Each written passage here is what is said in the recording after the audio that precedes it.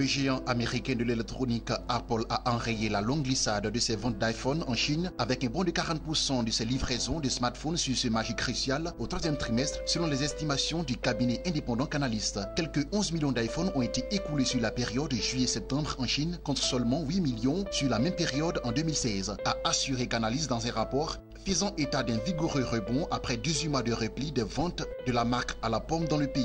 Cette embellie est intervenue alors même que l'ensemble des ventes de smartphones sur le marché chinois, tout fabricant confondu, reculait de 5% sur un an. Pour Apple, la croissance du troisième trimestre sera temporaire. La marque Volkswagen a relevé sa prévision de marge opérationnelle qu'elle entend désormais légèrement supérieure à la fourchette cible de 2,5 à 3,5%. Pour le reste de l'année, le directoire de la marque s'attend à une poursuite de l'évolution positive des 3 premiers trimestres, écrit Volkswagen dans un communiqué. La marque a réussi à stabiliser ses coûts fixes au troisième trimestre en dépit d'une hausse de lancement de nouveaux modèles, ajoute le constructeur sans autre précision. Audi, la division haut de gamme de Volkswagen, a aussi fait état d'une hausse de ses résultats au troisième trimestre, mais en avertissant que les coûts de lancement pèseraient sur ses profits au quatrième trimestre.